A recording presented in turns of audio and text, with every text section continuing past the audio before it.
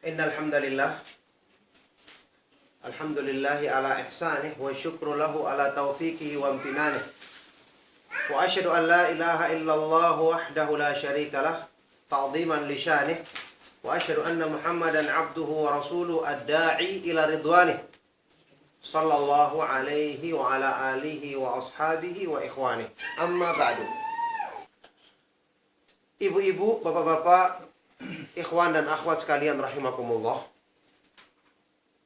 Kita melangkah kepada pembahasan tema yang dipilih pada kesempatan kajian kali ini, yaitu tentang apa?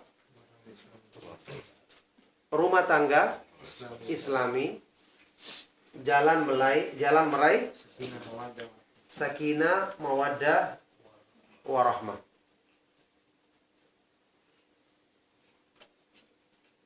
Berumah tangga, ya, menikah itu merupakan fitrah manusia.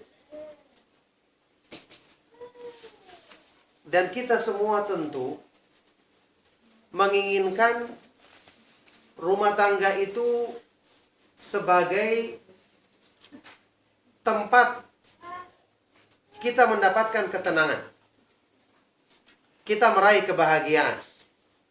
Bagi laki-laki tentu jelas ketika dia di luar rumah bekerja, payah, kemudian menghadapi segala problem-problem dalam pekerjaan, banyak masalah di luar rumah. Ketika dia masuk, dia menginginkan rumahnya menjadi baiti jannati, rumahku adalah surgaku. Demikian pula bagi kaum perempuan. Fitrahnya manusia tidak ada yang ingin hidup susah. Semua orang ingin hidup senang dan bahagia. Cuman permasalahannya, Allah Subhanahu wa ta'ala hanya akan menunjukkan jalan kebahagiaan yang sesungguhnya pada diri orang-orang yang beriman. Karena ini adalah bentuk rahmat Allah Subhanahu wa ta'ala yang sempurna. Fa imma ya'tiyannakum minni hudan famanittaba'a hudaya fala yadhillu wa la yashqa. Allah berfirman, dan jika datang kepadamu petunjuk dariku wahai manusia, barang siapa yang mengikuti petunjukku, sungguh dia tidak akan tersesat dan tidak akan sengsara hidupnya.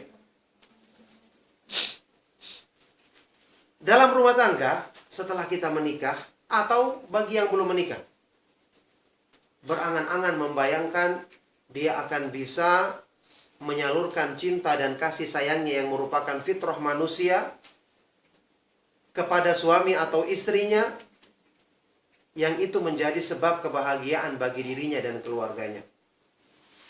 Pertanyaannya, ketika pada kenyataannya, apakah semua itu dirasakan oleh semua manusia? Apa jawabannya?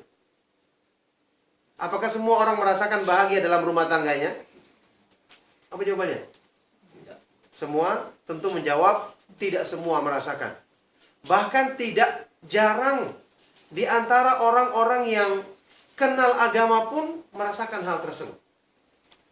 Yakni ketidakharmonisan. Sering bertengkar. Dan siapa yang mau bertengkar atau bermasalah dengan orang yang paling dekat dengan dirinya, yang paling dicintai dalam hidupnya? Tentu setelah Allah Subhanahu wa ta'ala dan Rasulnya. Rasulullah Shallallahu alaihi wasallam pernah bersabda, lam yura lil mutahabaini mithlun nikah. Tidak pernah dilihat orang yang paling saling mencintai seperti dalam pernikahan. Nah, Allah Subhanahu wa ta'ala yang sudah terangkan, Allah itu maha sempurna rahmat dan karunia-Nya. Sudah kita tahu semua. Allah itu yang mensifati dirinya, menamakan dirinya yang maha indah dengan Ar-Rahman Ar-Rahim. Maha pemurah lagi maha penyayang. Bahkan Allah Subhanahu wa ta'ala kasih sayangnya melebihi sayangnya seorang ibu terhadap anak bayinya. Disebutkan demikian dalam hadis riwayat Imam Muslim. Rasulullah Shallallahu alaihi wasallam bersabda, "Lallahu arhamu bi ibadihi min hadhihi bi waladiha." Sungguh Allah lebih penyayang terhadap hamba-hambanya dibandingkan sayangnya seorang ibu terhadap anak bayinya. Dengan kasih sayangnya, Allah mensyariatkan dalam Islam pernikahan. Supaya manusia menyalurkan fitrahnya di jalan yang benar. Allah yang menciptakan manusia tahu manusia butuh untuk menyalurkan kasih sayangnya. Mereka punya kebutuhan biologis yang harus terpenuhi. Supaya dapat pahala, maka Allah mensyariatkan adanya ikatan pernikahan yang suci. Untuk memuliakan dua jenis manusia ini, laki-laki dan perempuan, agar mereka ketika menyalurkan hajat atau keperluan mereka yang fitrah, merupakan fitrah bagi manusia ini, bisa di samping menyalurkannya dengan benar, juga sekaligus bisa mendapatkan pahala dan keutamaan dari Allah Subhanahu wa taala. Coba bayangkan, Rasulullah Shallallahu alaihi wasallam pernah bersabda seperti ini. Wa fi bud'i ahadikum shadaqah, dalam Sahih Muslim. Ketika salah seorang suami mendatangi, mengumpuli istrinya, berhubungan suami istri dengan istrinya, itu bernilai sedekah. Padahal hukum asalnya berhubungan suami istri mubah. Yang halal mubah, tidak bernilai pahala. Itu hukum asalnya. Karena ini berhubungan dengan kepentingan dunia. Tetapi Islam mengatur, kalau dilakukan dengan cara yang benar, sesuai dengan syariat, dengan niat yang baik, tujuan-tujuan melaksanakan perintah Allah, itu bisa bernilai ibadah. Sehingga para sahabat radhiyallahu taala anhum ajma'in ketika mendengarkan hadis ini heran. Mereka bertanya, "Ya Rasulullah, ayati ahaduna syahwatahu wa yakunu lahu fiha ajr?" Wahai Rasulullah, bagaimana mungkin salah seorang dari kami memuaskan nafsunya, memuaskan syahwatnya, terus dapat pahala juga? Subhanallah, bagaimana mulianya Islam. Orang memuaskan nafsunya, diperbolehkan saja dia sudah bersyukur kan? Ini dapat pahala lagi, bernilai sedekah. Apa jawaban Nabi SAW? Beliau SAW bersabda, "Ara'aita in wada'aha fi haramin akana alaihi wizrun? Fakadzalika in wada'aha fi halalin kana lahu ajrun." Bukankah kalau dia menempatkannya di tempat yang haram, dia mendapatkan dosa? Maka demikian pula ketika dia menempatkannya di tempat yang halal, dia mendapatkan pahala. Makanya sewaktu menerangkan hadis ini, Imam An-Nawawi dalam Syarah Sahih Muslim berkata, ya, secara umum, semua perbuatan yang mubah, makan, mencari kerja, mencari uang, tentu dengan cara yang halal, makan dan minum, itu kalau diniatkan untuk kebaikan, maka dia bisa menjadi keutamaan dan berpahala. Kayak tadi, orang berhubungan suami istri, dia niatkan untuk memelihara kehormatan dirinya dan kehormatan istrinya, agar menundukkan pandangan dari hal-hal yang haram, dari perbuatan zina dan sebagainya, na'udzubillahi min dzalik. Bertujuan supaya mendapatkan anak yang soleh, yang nanti akan menegakkan agama Allah. Bertujuan untuk mempergauli istri atau suami dengan pergaulan yang baik yang diperintahkan dalam Al-Quran. Wa ashiruhunna bil ma'ruf. Pergaulilah istrimu dengan cara yang baik. Tujuan-tujuan mulia ini akan menjadikan amal yang tadi hukum asalnya mubah, tidak berpahala, tidak berdosa, bisa meningkat nilainya menjadi amal yang mendapatkan keutamaan pahala di sisi Allah Subhanahu wa ta'ala. Jadi Allah itu ingin menyempurnakan rahmatnya kepada kita, mendapatkan pahala bukan waktu beribadah yang murni saja, tapi dalam urusan dunia pun, kalau kita niatkan untuk kebaikan, itu mendapatkan pahala. Makanya di sini jamaah, ikhwan dan akhwat sekalian, selalu kita ingat hadis ini. Kalau kita mau berbuat kebaikan, perbaiki dulu niat. Kalau kita mau buat perkara-perkara yang mubah, mau makan, kenapa kita berdoa? Supaya kita ingat, saya makan ini nanti untuk menguatkan diriku dalam ketaatan, supaya nanti bernilai pahala. Kita mau keluar kerja juga seperti itu. Seperti ibu-ibu ketika mau masak, membersihkan rumah, dia niatkan kebaikan supaya perbuatannya tidak sia-sia. Atau tidak hanya bernilai perkara yang mubah, yang tentu kita semua butuh banyak amal-amal kebaikan, karena kita tahu persiapan kita untuk menghadap Allah Subhanahu wa taala masih sangat minim dan terbatas. Nah, inilah hikmah daripada Allah Subhanahu wa taala mensyariatkan pernikahan yang Islami. Sekarang kita perhatikan. Setelah pernikahan yang Islami disyariatkan dalam Islam, tentu orang-orang yang beriman ingin merasakan kebahagiaan dalam rumah tangganya. Allah Subhanahu wa ta'ala zat yang di tangannya segala kebaikan dan kebahagiaan. Sudah kita bahas tadi. Dia yang akan memberikan kebahagiaan kepada siapa yang dikehendaki, dan juga dia mampu untuk menghalangi kebaikan dari siapa yang dikehendaki. Tidak ada yang bisa meraih dengan sendirinya kalau tidak dikehendaki oleh Allah Subhanahu wa ta'ala. Allah Subhanahu wa ta'ala berfirman dalam Al-Quran. Allah Subhanahu wa ta'ala berfirman ketika menyebutkan rahmat itu diberikan kepada siapa yang dikehendaki dan bisa ditahan kepada siapa yang dikehendaki.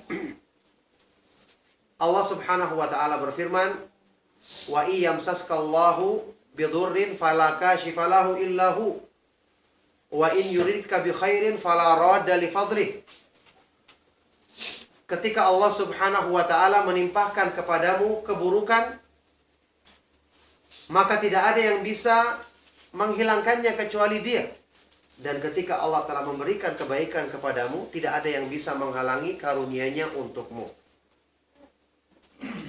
Nah, disinilah kerugian, kecelakaan bagi orang yang tidak kenal agama. Bagaimana mungkin dia bahagia, termasuk ketika dia mengatakan menikah dengan orang yang dicintainya. Dia tidak akan berbahagia karena kebahagiaan itu di tangan Allah, bukan di tangan manusia. Kalau dia tidak segera menyadari untuk membenahi rumah tangganya agar dijadikan landasannya Islam, tidak mungkin bahagia rumah tangganya. Tidak mungkin. Semua kebaikan itu di tangan Allah.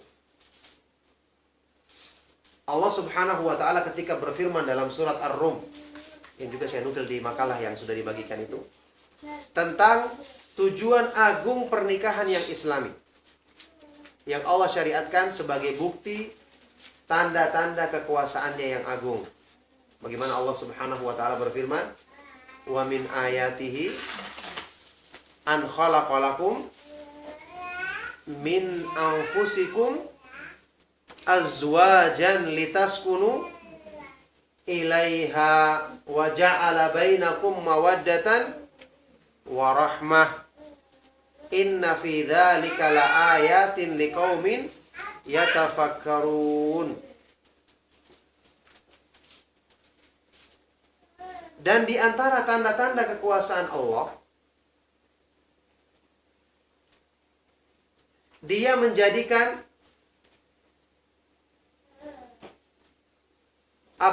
menjadikan bagimu, menciptakan untukmu pasangan, suami terhadap istri, istri terhadap suami, dari jenismu sendiri, dari jenis manusia sendiri, sehingga hati kita lebih mudah cenderung kepadanya. Seandainya dijadikan pasangan kita dari kalangan jin, tidak kelihatan, takut mungkin kita ya, tidak mungkin tenang.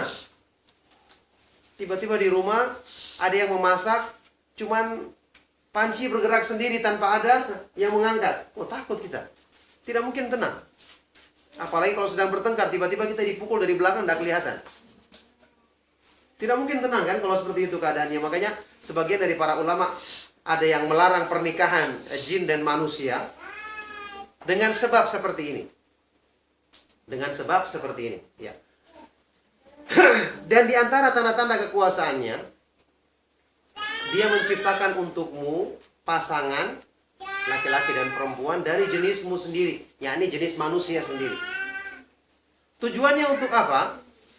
litaskunu ilaiha, supaya kamu lebih tentram, cenderung tenang kepadanya. Dan Allah menjadikan di antara kalian berdua, ya laki-laki dan perempuan dalam pernikahan yang islami, cinta yang suci dan kasih sayang. Sesungguhnya pada yang demikian itu terdapat tanda-tanda kekuasaan Allah bagi orang-orang yang memikirkan, merenungkan. Coba lihat, pernikahan yang islami, Allah jamin dalam ayat ini, mesti dia akan tenang. Mesti dia akan saling mencintai dalam ketulusan, saling menyayangi. Loh sekarang kenyataannya, banyak orang yang menikah tapi tidak tenang. Bertengkar terus, bermasalah terus, salah paham terus. Kira-kira masalahnya di mana? Ayat ini yang bermasalah, janji Allah ini yang tidak benar, atau manusianya yang bermasalah? Apa jawabannya? Jelas jawabannya, manusianya yang bermasalah. Jadi manusia itu terkadang kendalanya mudah menyalahkan pihak lain. Seperti begini. Kalau kita menjelaskan, ya, saya punya beberapa tulisan ya. Jadi tulisan saya itu selalu dimuat di website saya pribadi, www.manisnyaiman.com. Banyak tulisan-tulisan yang saya ingin memperkenalkan di situ bahwa Islam itu indah, iman itu manis. Ibadah kepada Allah itu merupakan kenikmatan tertinggi dalam hidup manusia. Tapi kenyataan, banyak orang yang beribadah, termasuk mungkin kebanyakan dari kita, merasa berat. Kebanyakan orang kalau menghadapi kenyataan seperti ini, dia langsung menuduh agama, berarti agama itu mempersulit. Kita jawab, kalau timbul masalah, jangan mencurigai pihak lain, curigai diri sendiri. Contohnya seperti ini. Saat ini misalnya siang, kita sedang lapar. Dihidangkan pada kita makanan yang enak. Ayam goreng atau gulai kambing atau yang sejenisnya. Atau apa yang enak. Dihidangkan kepada kita. Apa yang kita lakukan waktu kita lapar? Kita akan menyantapnya atau bagaimana? Kita akan makan kan? Dengan lahap, dengan merasa nikmat. Iya kan? Tapi coba kalau kita sedang sakit. Atau gambaran lebih gampangnya, hidangan yang enak ini dibawa ke rumah sakit. Hospital ya. Iya, hospital. Bawa ke rumah sakit. Apa reaksi orang-orang yang sakit ketika dihidangkan padanya makanan yang enak? Apakah seperti kita reaksinya? Apa jawabannya? Hah? Tidak ada selera. Tidak ada selera. Taruhlah orang sedang sariawan sekarang dikasih makan. Kalau kita bawa ke hospital, ke rumah sakit, makanan yang enak, itu makanannya habis karena yang makan penunggunya, penjaganya, yang menjaga orang sakit. Makanya beruntung dia karena semua makanan yang dibawa dia yang habisin. Iya kan? Nah pertanyaannya saat ini, ketika makanan ini dihidangkan kepada dia, dia tidak selera. Yang salah siapa? Orangnya atau makanannya? Yang bermasalah siapa?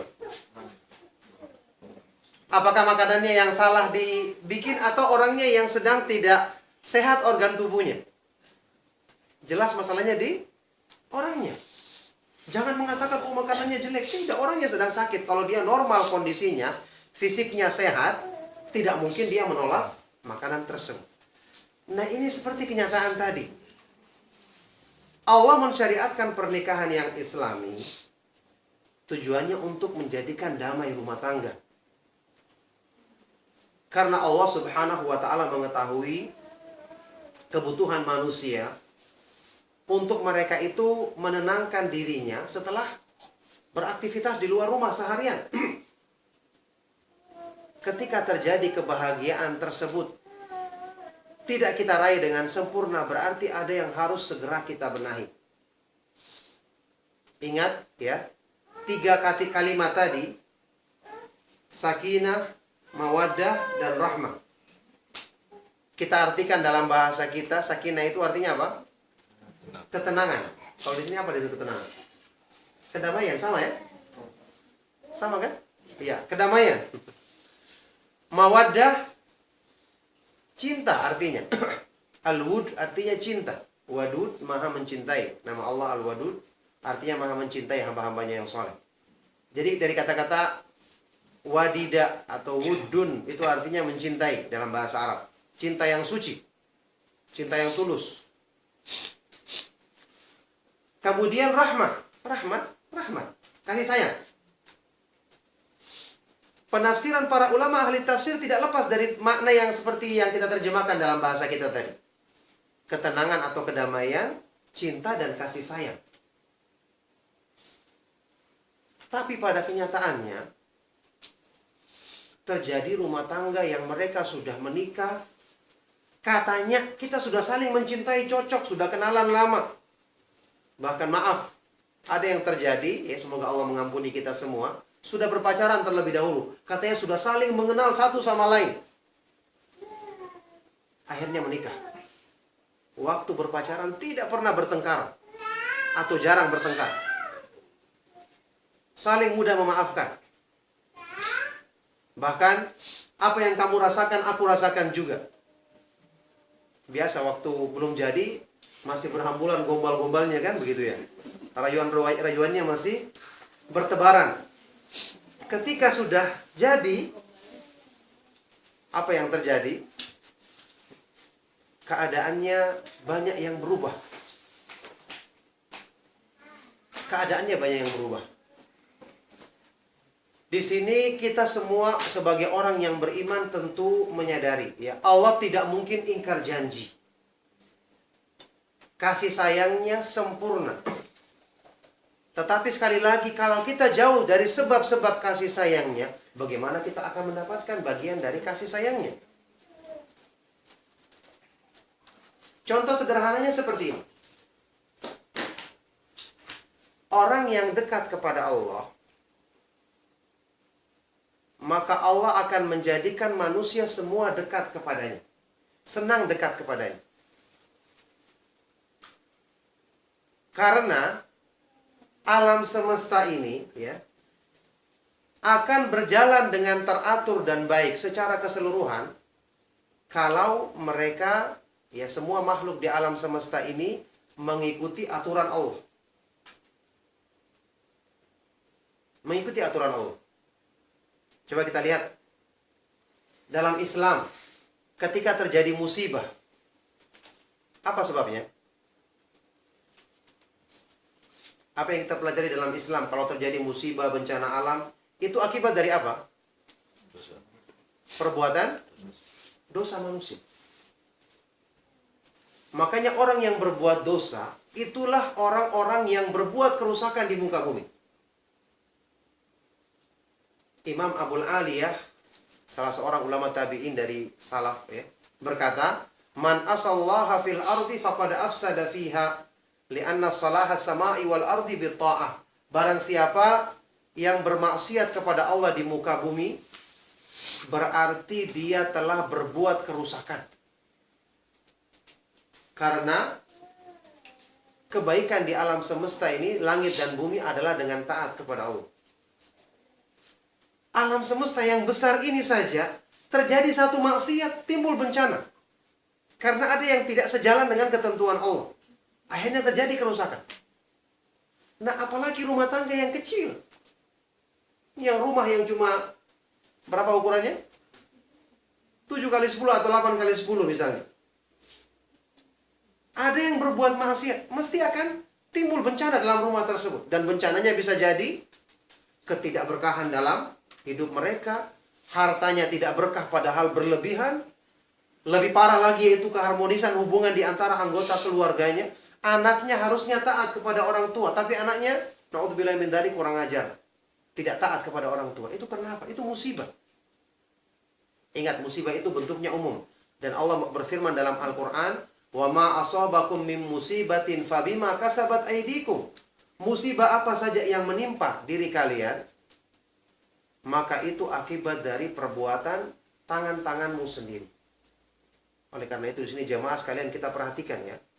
Kita berusaha menyebarkan dakwah sunnah di negeri kita, di negara yang Masya Allah kita syukuri Karena kaum muslimin mayoritas, dan insya Allah fitrah mereka dalam kebaikan besar, ya.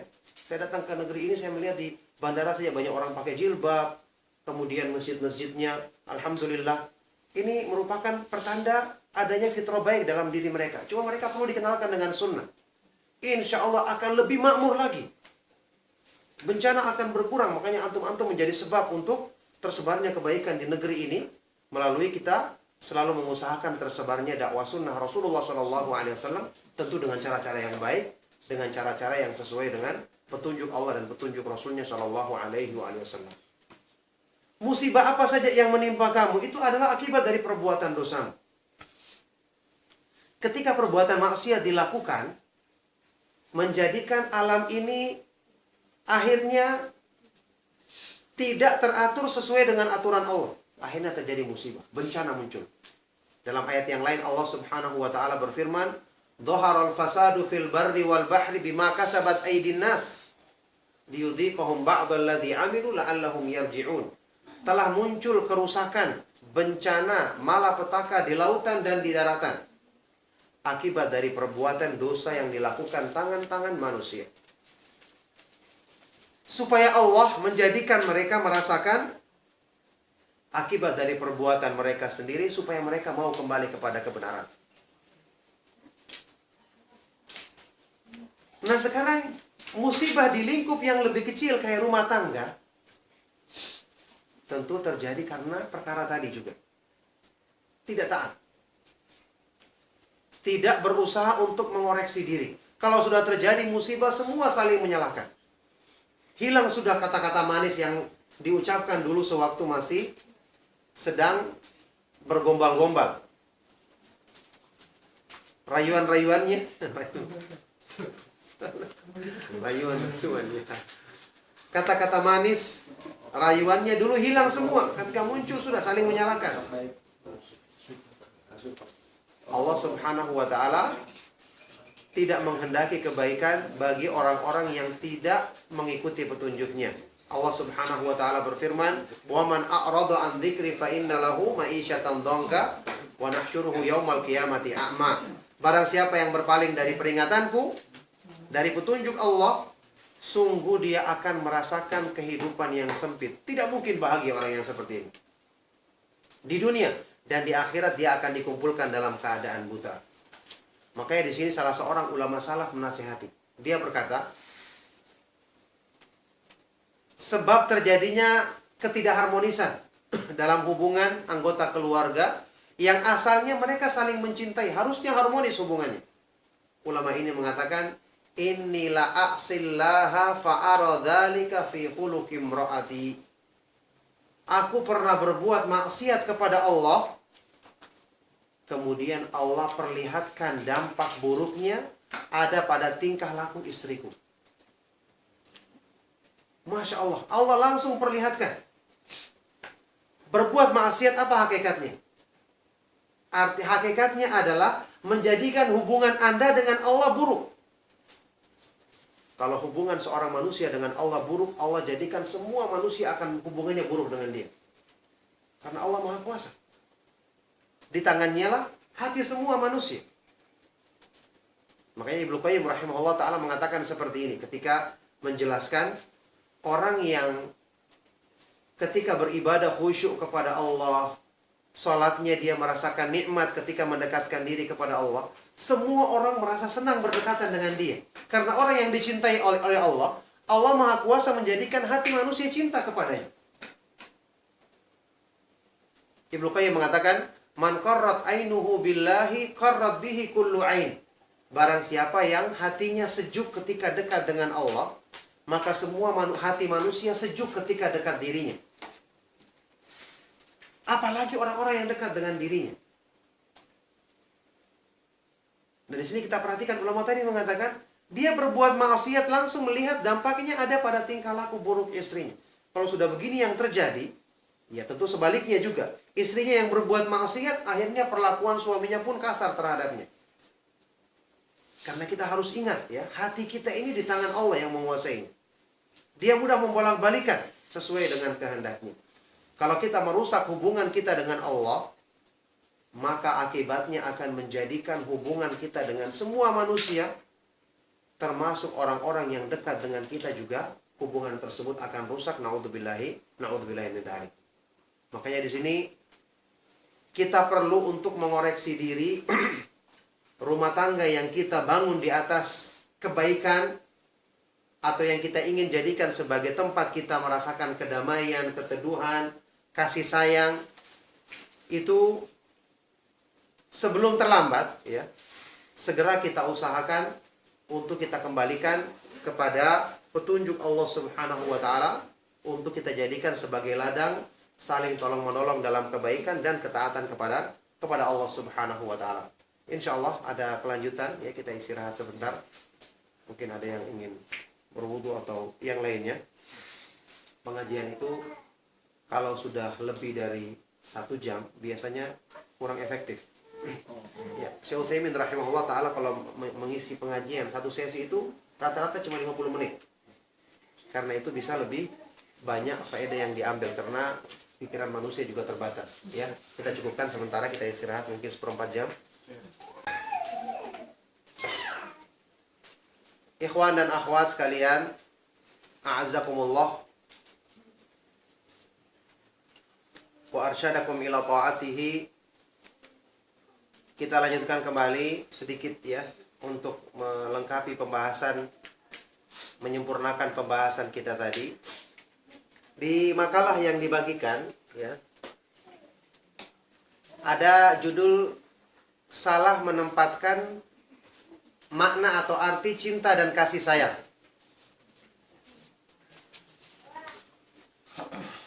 Ini sering terjadi dalam rumah tangga ketika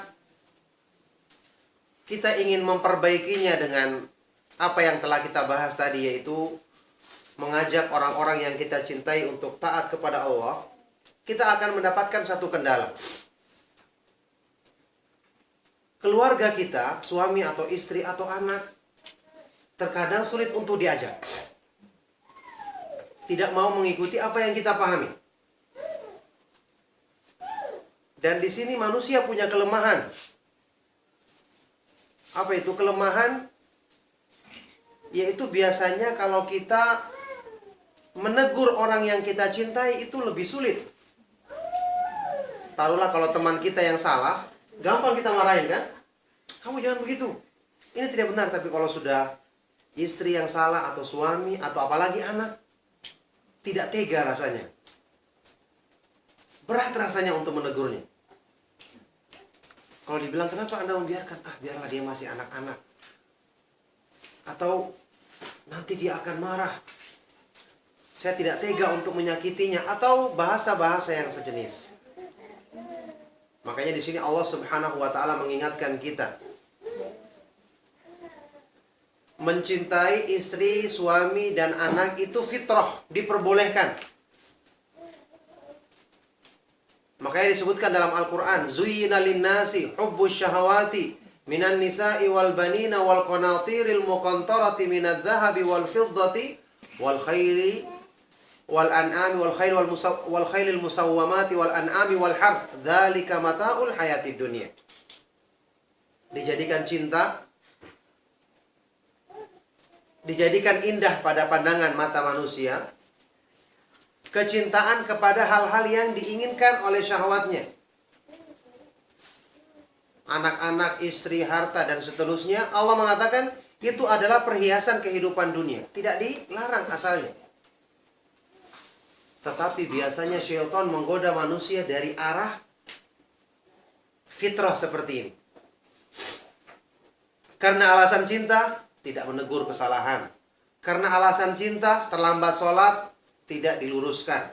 Karena alasan cinta, dia mengenal tauhid, anggota keluarganya yang lain masih berbuat syirik, tidak ditegur. Akhirnya apa? Orang yang kita sayangi justru menjadi musuh bagi diri kita. Allah sebutkan dalam ayat Al-Quran surat At-Taghabun, Ya ayyuhalladzina amanu inna min azwajikum wa auladikum aduwwan lakum fahdharuhum. Wahai orang-orang yang beriman, sesungguhnya di antara istrimu dan anakmu ada yang merupakan musuh bagimu. Hati-hati terhadap mereka. Bagaimana Allah menyebutkan orang yang paling kita cintai jadi musuh. Jadi musuh. Artinya bukan berarti musuhnya berkelahi atau saling bertinju, tidak. Tapi tadi kita cinta, dengan cinta ini justru tidak membawa kita untuk semangat mengajak mereka dalam kebaikan.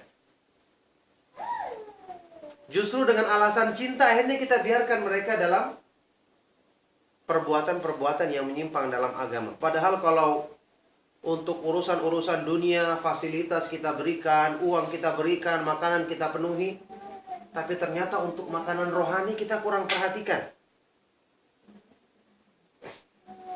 Ini di samping akibat fatalnya tadi adalah apa? Menjadikan rumah tangga bisa berantakan, naudzubillahi min dzalik, tidak harmonis hubungan. Yang lebih fatal lagi, ya, justru akan menjadikan permusuhan di dunia berkelanjutan dengan permusuhan di akhirat.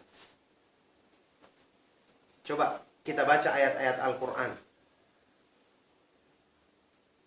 Ketika terjadi perdebatan penduduk neraka satu sama yang lainnya, mereka berdebat dengan siapa? Dengan orang-orang yang memimpin mereka di dunia, teman-teman dekat mereka di dunia, sahabat-sahabat karib mereka di dunia. Apa yang mereka perdebatkan? Saling menyalahkan, saling menuding, saling melemparkan tanggung jawab. Kenapa kamu tidak menegur saya, tidak menyalahkan saya, dan seterusnya. Jadi orang yang mengaku cinta kepada keluarganya, kepada istri dan suaminya dan anaknya, kemudian dia tidak mau mengajak mereka dalam kebaikan di dunia, itu pada hakikatnya dia telah mengkhianati orang-orang yang dicintainya. Kenapa? Berarti dia menginginkan cintanya ini cuma sebatas umur dunia. Kalaupun terus bersama di dunia, di akhirat mereka jelas akan bermusuhan. Mereka jelas akan saling menghujat, saling membantah di hadapan Allah.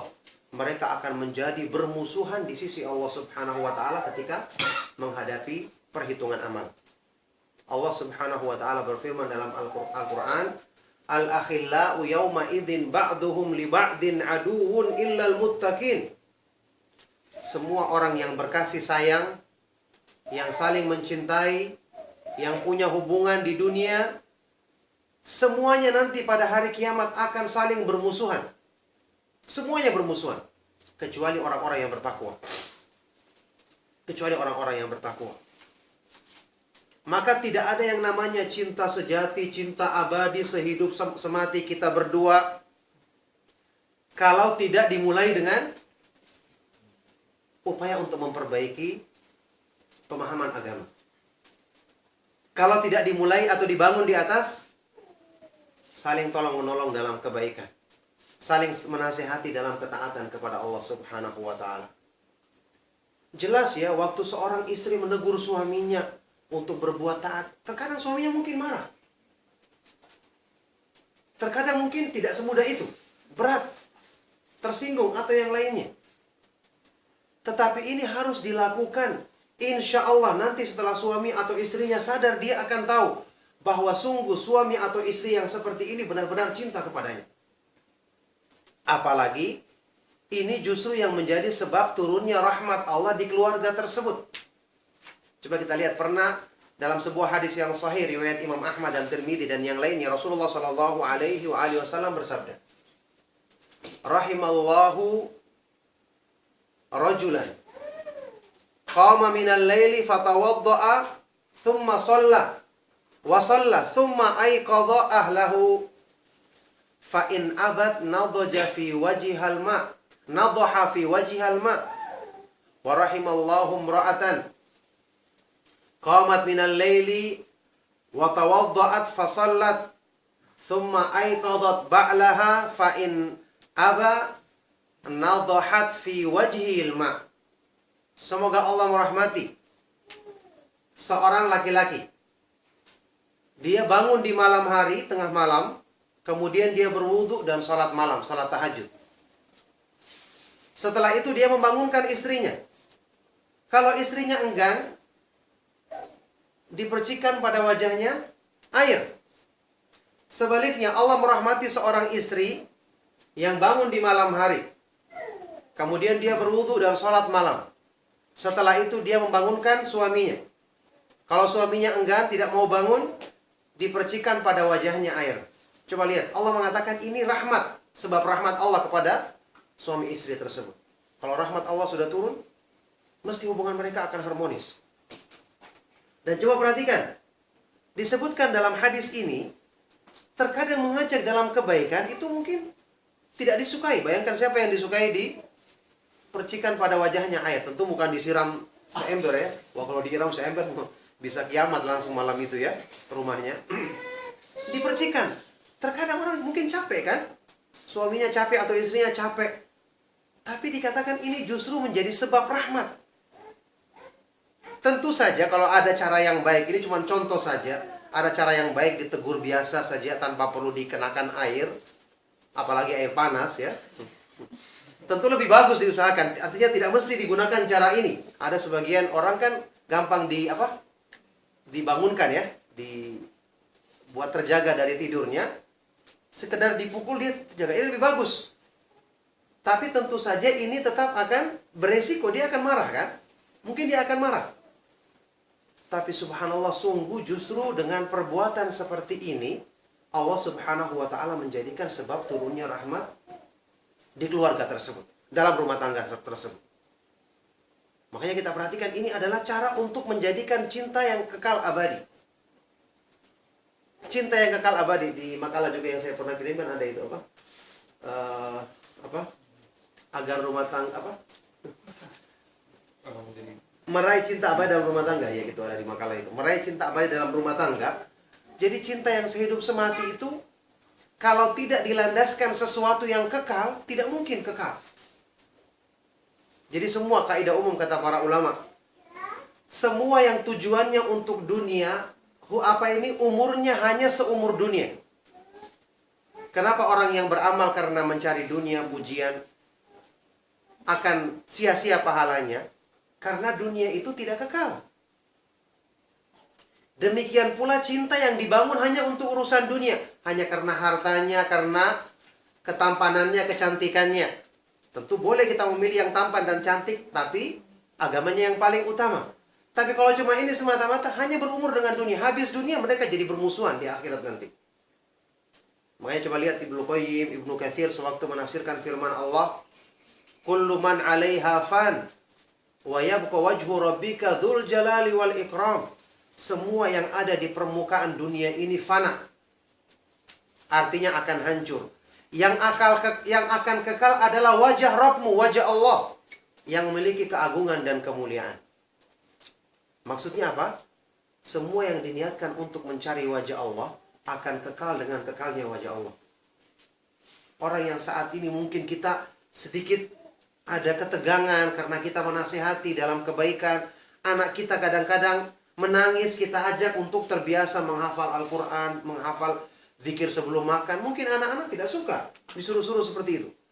Tapi wallahi ini merupakan sebab nanti kita rasakan kebahagiaannya ketika kita dengan orang-orang yang kita cintai bersama-sama masuk surga, kemudian saling berkasih sayang dalam keridhaan Allah subhanahu wa ta'ala di taman-taman surga. Siapa yang tidak inginkan semua ini? Semua ingin. Tetapi Allah subhanahu wa ta'ala hanya melimpahkan ini semua kepada orang-orang yang telah mengusahakan sebab-sebabnya ketika mereka berada di kehidupan dunia ini. Nah, oleh karena itu, jamaah sekalian, ikhwan dan akhwat sekalian rahimakumullah, saya ingin tambahkan di akhir pembahasan ini satu peringatan penting. Apa itu? Setelah kita orang yang beriman itu dimuliakan dengan Al-Quran dan hadis-hadis Rasulullah SAW, yang semua kebaikan ada padanya. Timbul sebagian pemikiran dari kalangan kaum muslimin akibat terlalu banyak berinteraksi dengan dunia modern. Akhirnya kita pun sering membaca teori-teori dari orang-orang barat, ya, orang-orang yang notabene tidak beriman, ya, jauh dari Islam, ketika mereka membuat cara mendidik anak, cara membahagiakan rumah tangga, memperbaiki hubungan suami istri. Iya kan? Banyak buku-buku seperti ini. Anehnya, ya, buku seperti ini boleh kita baca sebagai pengetahuan, tapi bukan sebagai rujukan utama. Al-Quran dan Sunnah di mana kita letakkan? Anehnya, orang Muslim ada sebagian yang justru buku ini lebih dipercaya, lebih dibaca dan diulang-ulang, padahal kita punya kaidah dasar. Orang yang tidak beriman tidak mungkin bahagia. Yang menulisnya tidak beriman, untuk dirinya tidak bahagia. Bagaimana dia bisa membahagiakan orang lain? Untuk dirinya sendiri dia tidak bahagia. Bagaimana bisa memberi bahagia orang lain? Orang Arab mengatakan faqidu syai' la yu'tihi. Sesuatu yang tidak punya tidak bisa memberikan apa-apa. Dia tidak punya untuk dirinya sendiri. Di dalam Al-Quran Surat Al-Hasyr, Allah Subhanahu wa taala berfirman menyebutkan satu kaidah penting. Wala takunu kalladzina nasullaha fa ansahum anfusahum ulaika humul fasiqun. Janganlah kamu menjadi seperti, bersikap seperti orang-orang yang tidak mengenal Allah, lupa lalai dari mengingat Allah, maka Allah jadikan dia lupa kepada dirinya sendiri. Ingat, manusia lupa diri, artinya dia tidak tahu kebahagiaan untuk dirinya, kemuliaan untuk dirinya, tidak tahu tujuan hidupnya, tidak tahu kebaikan untuk hidupnya. Akibat dari apa? Karena dia tidak mengenal Allah. Jadi jangan menjadi seperti orang yang lalai dari mengingat Allah. Akibatnya kamu lupa terhadap dirimu sendiri. Ini dalil kata Ibnu Qayyim menunjukkan semua keburukan yang ada pada diri manusia adalah karena kelalaian dari mereka dari mengingat Allah, mengenal Allah. Nah, sekarang kita bawa kepada permasalahan tadi. Orang yang menulis dikatakan dia ahli, peneliti, pakar dan semua gelar, tapi dia tidak beriman. Dia melakukan penelitian. Dengan dasar apa penelitiannya ini ingin membahagiakan orang? Yang menarik, saya pernah dengar ada salah seorang ustadz di Yogyakarta. Katanya dia pernah, temannya ada yang jalan-jalan di toko buku Gramedia di Yogyakarta. Mungkin Mas juga pernah jalan-jalan ke sana. Ketika dia lihat buku yang paling banyak diterjemahkan dari bahasa Inggris ke bahasa Indonesia adalah buku yang bertema tentang mencari kebahagiaan dalam berbagai judulnya. Kesimpulannya apa? Penulis itu kan akan menulis sesuai dengan permintaan, kan? Iya kan? Permintaan banyak berarti keperluan yang paling banyak dalam hal itu, kan? Berarti permasalahan yang paling banyak terjadi di kalangan mereka apa? Tidak bahagia hidupnya, iya kan? Makanya penulisnya banyak menulis masalah tersebut. Loh, mereka itu paling banyak tidak bahagia. Kenapa kita merujuk kepada pemahaman mereka? Ini aneh, kan? Banyaknya permintaan tersebut menunjukkan banyak permasalahan yang paling banyak yang dihadapi oleh orang-orang barat adalah tidak bahagia. Sementara kita orang Muslim dekat dengan sumber kebahagiaan, kita justru merujuk kepada mereka. Ini aneh. Makanya kasus bunuh diri, stres dan seterusnya paling banyak di mana? Di negeri-negeri mereka. Coba antum teliti dengan seksama. Jangan terpengaruh cuma dengan pemberitaan media yang hanya menyampaikan yang baik-baik.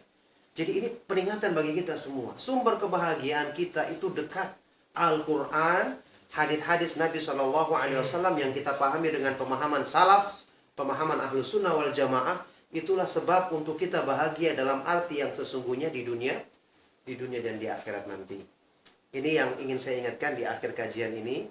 Yang jelas di situ ada makalah yang sudah dibagikan kepada ikhwan dan akhwat sekalian, bisa dibaca kembali. Sekedar untuk mengingatkan, karena bagaimanapun kita semua tentu menginginkan, ya, kita bisa selamat dan orang-orang yang dekat dengan kita selamat, tolong menolong dalam kebaikan supaya nanti kita bisa berkumpul kembali di sorga berkasih sayang dalam rahmat Allah Subhanahu wa taala dengan keluarga kita, dengan orang-orang yang dekat dengan kita, sahabat-sahabat kita dan orang-orang yang kita cintai.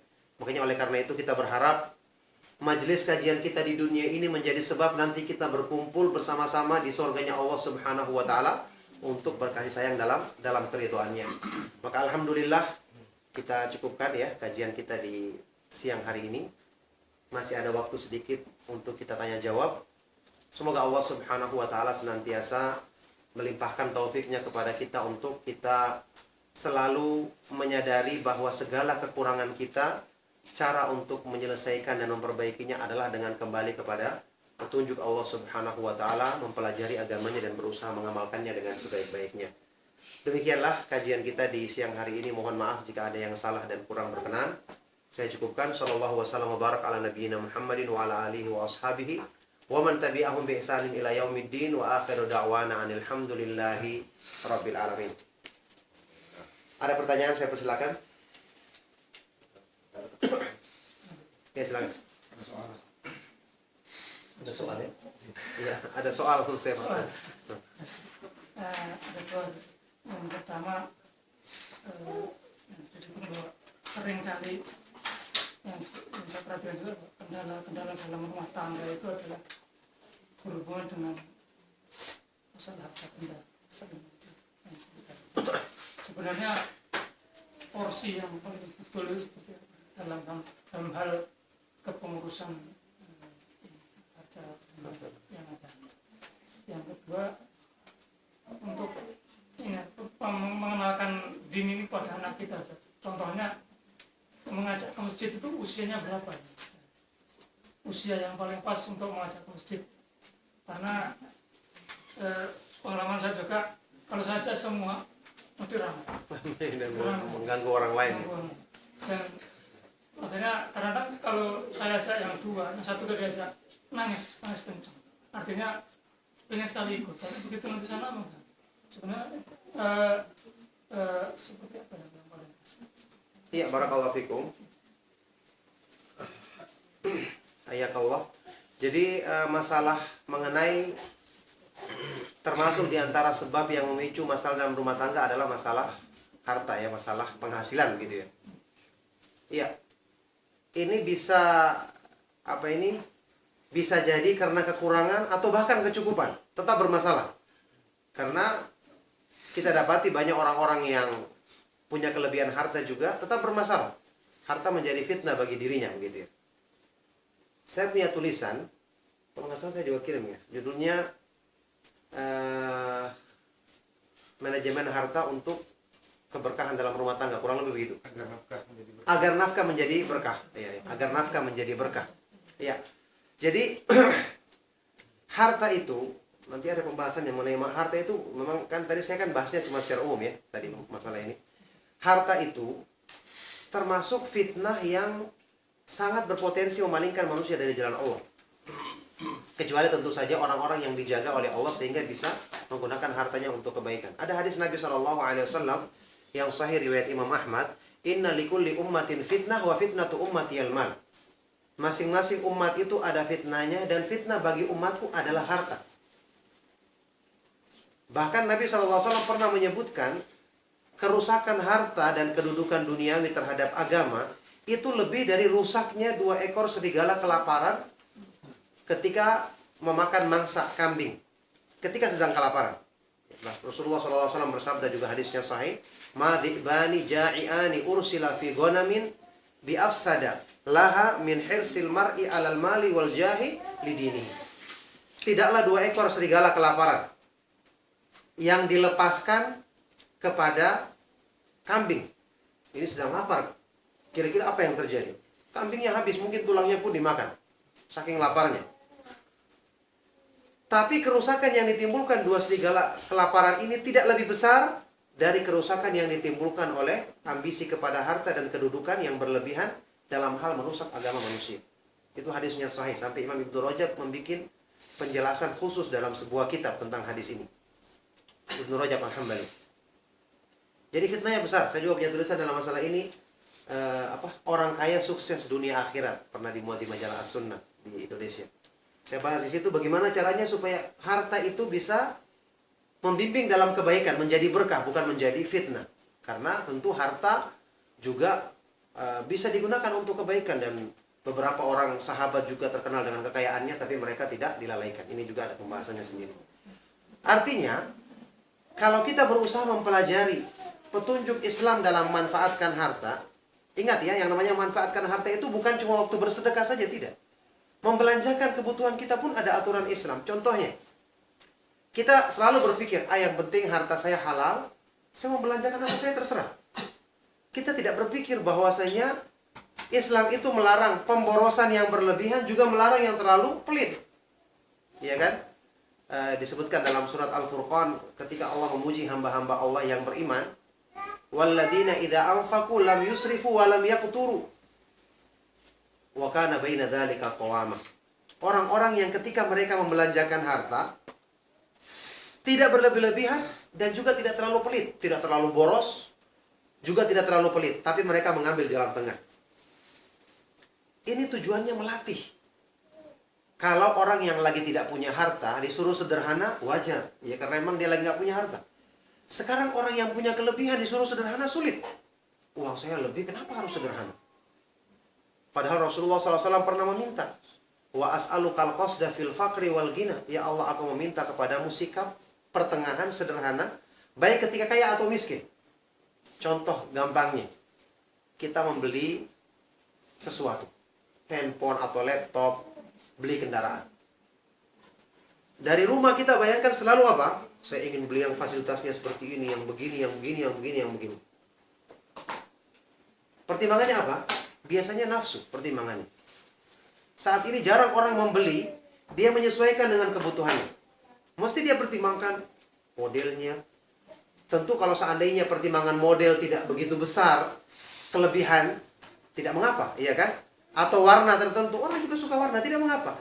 Tapi terkadang sampai perbedaannya jauh dengan warna saja, kita pertahankan hanya untuk warna dengan harga. Subhanallah, apa artinya sebuah warna? Begitu ya. Ini terkadang membuat kita tidak bisa mengendalikan diri. Kita beli mobil yang misalnya ini Indonesia lagi Pak, pakai juta ya jadinya. Saya nggak tahu di sini uang mata uangnya ringgit ya, dolar gitu ya. Kita beli mobil di Indonesia misalnya harganya 200 juta. Sulit. 12.000 dolar ya, dolar Brunei misalnya. 20.000 misalnya. Kita target atau budgetnya 20.000. Kita ternyata sampai di showroom mobil kita bisa lihat ada mobil yang saya butuhkan dengan fasilitas yang sama memenuhi saya ternyata bisa 17.000. Subhanallah, kita bisa tekan keinginan kita yang 3.000-nya untuk sedekah dalam kebaikan. Mobil dapat, kebaikan kita dapat. Ini kan cara untuk menekan nafsu kita. Makanya biasanya yang sulit seperti ini orang yang punya kelebihan harta. Sulit ditekan. Allah menyebutkan wa kana baina dzalika qawama, punya kebutuhan itu ambil yang di tengah-tengah. Anda punya target mau beli mobil 25.000. Ada juga mobil yang rendah harganya mungkin cuma 10.000. Ambil di tengah-tengah. 15.000, 17.000. Insya Allah ini lebih selamat. Karena Allah Subhanahu wa Ta'ala menyebutkan ini sifat-sifat hamba-hamba yang beriman. Berarti dengan ini keberkahan harta tercapai. Ingat, mobil nanti kita gunakan itu mobil fitnah. Kalau tidak ditolong oleh Allah, kita bisa gunakan na'udzubillahi min dzalik untuk keburukan. Tetapi dengan kita ikuti perintah Allah, berarti kita sudah usahakan dari awal sebab yang menjadikan alat yang kita gunakan itu diberkahi. Ini semua adalah bimbingan Allah Subhanahu wa Ta'ala untuk menundukkan hawa nafsu kita di jalannya. Itu yang pertama. Yang kedua tadi mengenai Bawa anak ke masjid. bawa anak ke masjid, ya. Pertama, ada hadis palsu yang menyebutkan larangan membawa anak ke masjid. Saya pernah menulis tentang kepalsuan hadis ini, juga dimuat di majalah As-Sunnah Indonesia. Jannibu sibyanakum masajidakum, jauhkanlah anak-anak kalian dari masjid. Itu hadisnya palsu. Hadis palsu, tidak boleh dilarang, tetapi perlu dibedakan. Tentu anak diajak ke masjid untuk dilatih kan. Tapi anak juga tidak boleh membuat ribut di masjid, mengganggu orang, ada yang lari-lari di antara saf, tidak boleh. Makanya nanti kata para ulama seperti Imam Malik dan yang lainnya mengatakan anak yang boleh dibawa ke masjid itu yang sudah bisa ditegur orang tuanya supaya tidak ribut. Anak yang sudah mumayyiz. Atau ada anak yang cenderung dia gampang nurut orang tuanya meskipun masih kecil. itu boleh dibawa. Kalau anaknya dia sudah tahu ajak sekali ribut, ya lebih baik di rumah dulu sementara. Mulai kapan kita mengajak dia ke masjid? Itu kaidahnya berdasarkan hadis Nabi SAW. Muru auladakum bis salati wa hum abna'u sab'i sinin. 7 tahun, ya kan? Perintahkanlah anak-anakmu untuk sholat ketika berumur 7 tahun. Maksudnya 7 tahun ini bukan harus 7 persis, tapi usia yang kira-kira dia sudah bisa diarahkan, jangan ribut, lebih tenang. Ada anak yang 4 tahun dia nurut, dia tidak ribut, ya bisa dibawa. Karena pertimbangannya tadi 7 tahun biasanya dia sudah lebih bisa diarahkan. Wadribuhum 'alaiha wa hum abna'u 10 sinin. Pukullah mereka kalau meninggalkan sholat ketika mereka berumur 10 tahun. Ini pun kata para ulama 10 ini bukan standar. Kadang-kadang ada anak yang ketika dipukul, karena pukulnya ini tujuannya untuk mendidik ya, tidak pukulan yang keras, menyakitkan atau berbekas, tidak, cuma sekedar pukulan pendidikan. Ada anak yang 9 tahun sudah bisa dipukul begini, dia akan merasa teguran sebagai teguran. Ada anak yang sudah lebih 10 tahun juga tidak keras kepala, dia tidak mau ditegur-tegur. Jadi ini sesuai dengan kondisinya anak masing-masing. Makanya ini diterapkan. Saya juga punya tulisan dalam masalah ini, judulnya anak nakal bagaimana mengatasinya. Termasuk mengenai masalah memukul itu diperbolehkan tapi ada syarat-syaratnya, dan termasuk upaya untuk meluruskan akhlak yang kurang baik dari anak. Nah, barakallahu fikum. Iya silakan, mungkin dari Akhwat juga ada, silakan. Gue ada yang tanya, ini saya dari istri saya. Iya. Bolehkah kita mengiming-imingi anak beribadah, misalnya dengan hadiah? Iya. Menghadiah atau mengiming-iming atau membujuk anak supaya mau beribadah dengan hadiah. Itu sebagian ulama memperbolehkannya, dan itu dilakukan oleh sebagian dari para ulama. Seperti Ibrahim ibnu Adham, tabi'in dia itu awal-awalnya semangat menuntut ilmu hadis, dikatakan bapaknya mengatakan kepadanya, "Idhab fatlubul hadis, falikulli haditsin laka dirham." Pergilah kamu menuntut ilmu hadis, setiap kamu dapatkan satu hadis, saya kasih kamu uang 1 dirham. Awalnya dia semangat karena itu, anak kecil. Akan tetapi, tentu orang tuanya terus mengingatkan kepada dia tentang kemuliaan belajar agama, kemudian ketaatan kepada Allah, keutamaan, sambil dikenalkan di tengah jalan, maka tidak mengapa. Karena itu memotivasi awal sebagai penyemangat baginya, dan juga tentu saja orang tua lebih bagus ketika dia memberikan hadiah kepada anaknya dalam kondisi-kondisi dia sedang melakukan kebaikan, maka anak tersebut akan merasa bahwa kebaikan ini yang dilakukannya pantas mendapatkan penghargaan, sehingga semakin lama dia merasakan bahwa Islam itu penting, ibadah itu adalah sesuatu yang pantas dipuji atau dihargai, sehingga dia termotivasi dalam melakukan kebaikan tersebut. Nah, barakallah. Ayo silakan kalau ada yang lain. Yang ayat yang Ustaz pakai tadi ayat 14, ala ya'lamu yang surah Al-Mulk ya. Yang Ala ya'lamu man khalaq wa huwal latiful khabir. kalau kita pergi ke bawah sedikit, ayat kelima itu ada mention pasal missile. Jadi dulu kami kena suruh tuh Ustaz, kalau polista itu ya, yang polista itu Apa? ayat kelima itu. itu loh, untuk lembar bintang. Oh Ya, iya iya. jadi Wa qad kami, zayyana sama'a dunya bimasabiha wa ja'alnaha rujuman lisyayatin. ya itu polista ya. Iya. Jadi kami kena suruh macam minta wish. Jadi Doa, minta Berdoa kepada Allah ya. Ada bintang jatuh. Kita jatuh. Jadi tidak tahu. Tapi Oh, ada meteor itu meteor. Amin, itu. amin. ada meteor. yang ayat kelima itu. Jadi mau penjelasan macam mana? Saya ragu-ragu, mungkin macam itu pelemparan Pak. Iya iya. Jadi masa itu minta wish ini wish itu. Iya iya iya. Iya. Jadi begini, disebutkan dalam hadis yang sahih riwayat Imam Muslim, ketika sebelum diutusnya Nabi Muhammad SAW sebagai Rasul, itu para syaitan dan jin selalu mencuri-curi berita dari langit. Ketika Allah memerintahkan kepada malaikat untuk ini, jin itu saling bertumpuk-tumpuk sampai di langit, ambil berita dilemparkan kepada para dukun-dukun. Dukun, tukang tukang sihir di dunia. Witch doctor. Nah, satu ketika mereka pas mau mencuri berita di langit, dapat ada panah api tadi, meteor tadi, pelempar, bintang pelempar itu.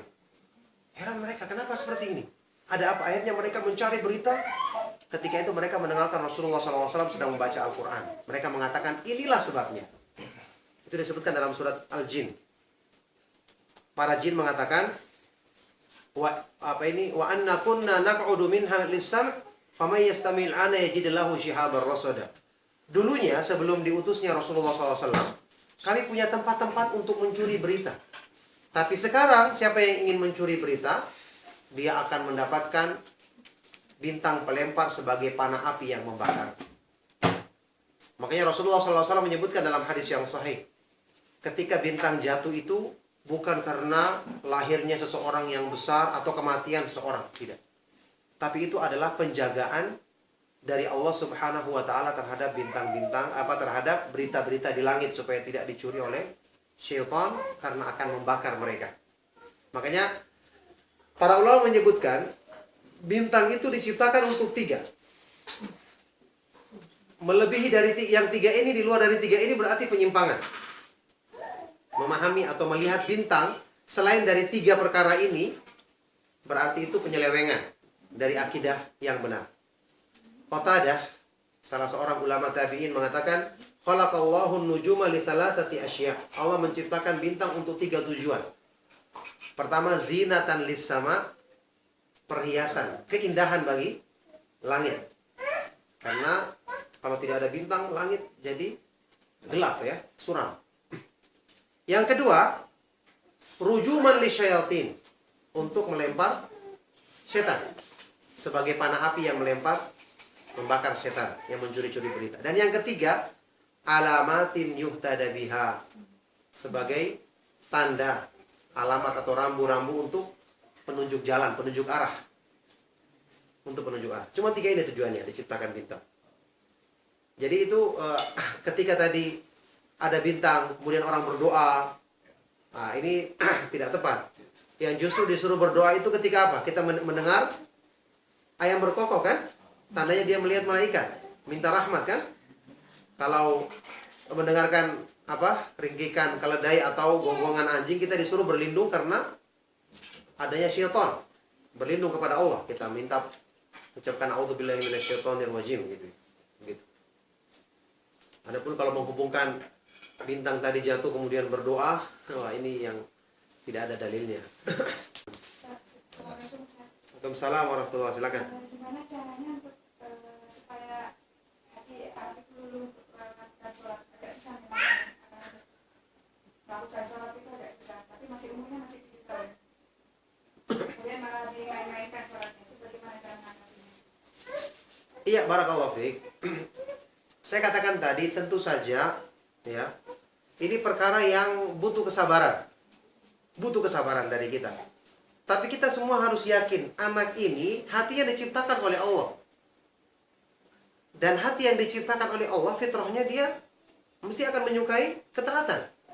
Karena yang menciptakannya, dia juga yang mensyariatkan sholat misalnya. Jadi kita pahamkan tentang sholat itu untuk kebaikan, kecintaan kepada Allah. Makanya kita biasakan setiap saat kita jadikan anak itu takutnya kepada Allah. Ketika ada kesalahan kita katakan nanti Allah marah. Allah yang menguasai alam semesta. Bagaimana kalau dia marah kepada kita? Terus kalimat seperti ini supaya dia tumbuh dalam dirinya kebiasaan untuk taat kepada Allah. Tentu juga orang tuanya mendoakannya. Orang tuanya pun juga menampakkan contoh bagaimana sholat yang baik. Insya Allah secara perlahan-lahan Allah Subhanahu wa ta'ala yang maha kuasa untuk menggerakkan hati anak tersebut, untuk kemudian sedikit demi sedikit dia akan berubah. Jadi anak 7 tahun kita perintahkan, kita nanti menegur dia setelah dia sudah agak besar sedikit. Kalau dia bermain-main atau melalaikan sholat, kita mulai tegur dengan agak lebih keras. Insya Allah kalau kita praktekkan cara yang sesuai dengan petunjuk dalam Islam, itu akan membawa kebaikan dalam hidup kita. Nah, barakallahu fiik. Ya, daripada dia tadi memberi hadiah, iya, untuk sembahyang. Yang susah bagi kami, sembahyang dah susah, tapi yang puasa yang susah sedikit. Itu saya. Jadi kalau kanak-kanak ini terpaksa, bukan lagi hadiah Ustaz, dirasuah. pasal beri rasuah. Suap. So anakku sudah bawa. Jadi macam mana komen segitu? Iya, barakallahu fikum. Tentu seperti puasa kan ada batasan umur anak yang sudah harus wajib ya, yang sudah mesti berpuasa, harus wajib berpuasa. Yaitu ketika dia sudah mulai balik, ya kan? Dulu para sahabat memang melatih anak-anak mereka sejak kecil untuk berpuasa dengan cara tadi, diberi mainan, kalau lapar diberi mainan sampai mereka lupa. Nah, ketika anak itu belum dewasa dilatih untuk terbiasa. Ketika yang dibicarakan ini anak yang belum dewasa, kita bisa melatih dia. Kalau tidak mampu berpuasa ya sudah, karena tidak wajib juga dibuat berbuka pada waktu itu. Atau dikasih hadiah. Mungkin nanti dikasih makanan kesukaannya selama tidak melanggar ya, tidak merusak kesehatan. Tidak mengapa, agar dia termotivasi dengan kebaikan tersebut. Nah, kebiasaan-kebiasaan seperti tadi memang muncul, tetapi kita harus pertimbangkan dari awal. Mungkin sejak awal kita tidak mendidiknya dengan baik. Sejak awal kita yang kurang menanamkan padanya kecintaan kepada Al-Quran, kecintaan kepada Allah, kecintaan kepada amal-amal ketaatan. Ingat ya, orang yang mencintai Allah, dengan sendirinya dia akan senang ketika melakukan pendekatan diri kepada Allah. Makanya cinta kepada Allah itu menjadi landasan segala sesuatu dalam agama. Kalau kita ingin termotivasi beribadah, kita cintai dulu tujuan kita.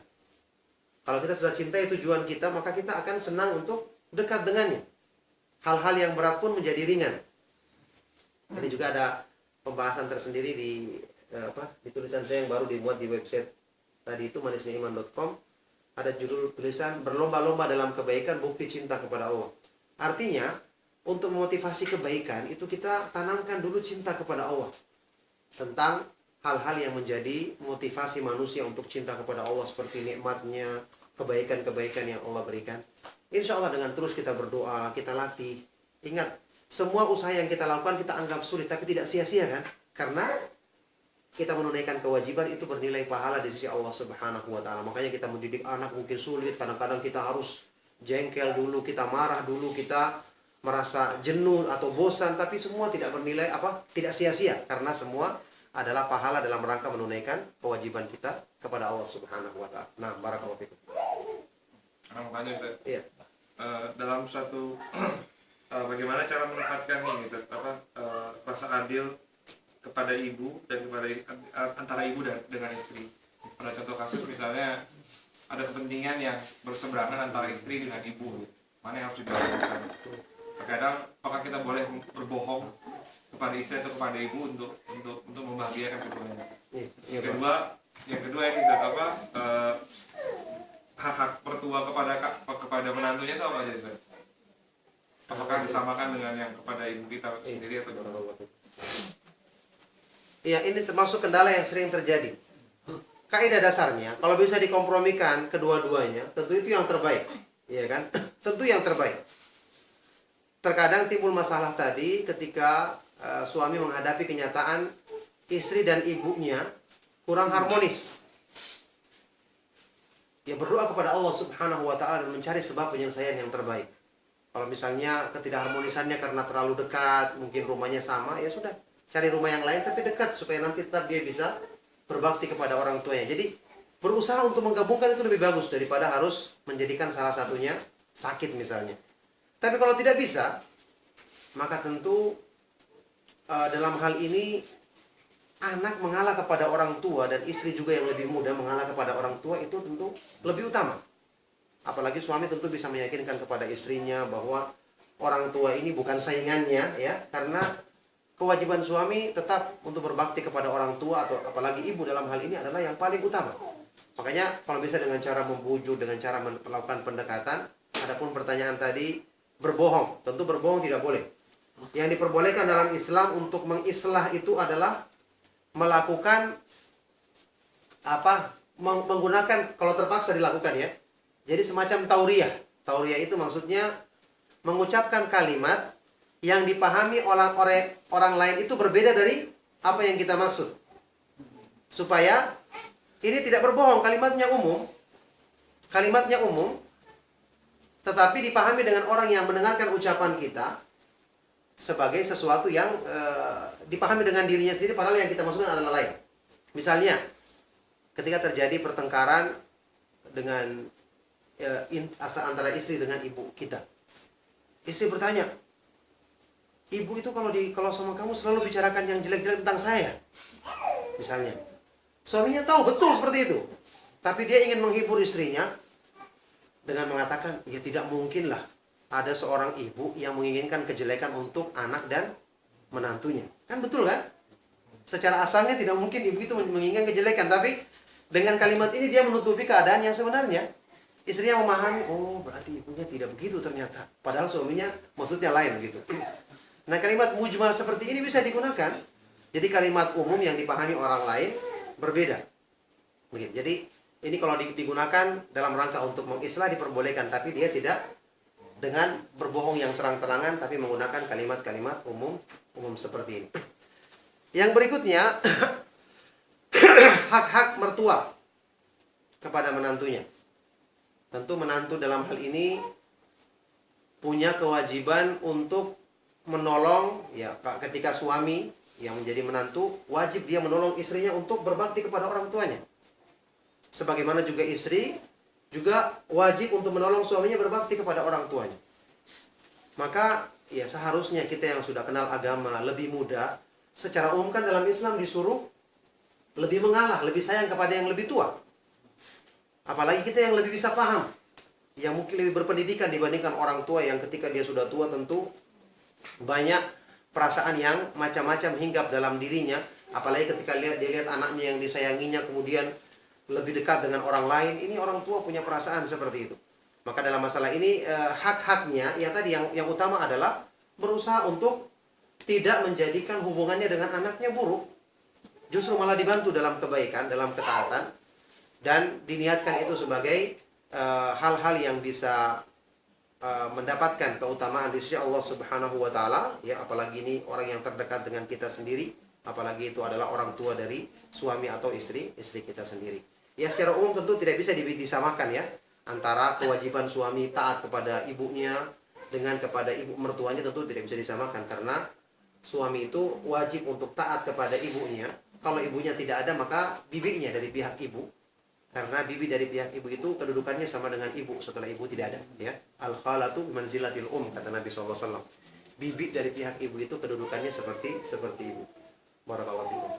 Ya. Ya, cukup sudah jam 12. Sudah cukup. 12. Ya, sudah persiapan untuk ya. Sallallahu wasallam barak ala nabiyina Muhammad wa ala alihi wa ashabihi wa man tabi'ahum bi ihsan ila yaumiddin wa akhiru da'wana alhamdulillahi rabbil alamin.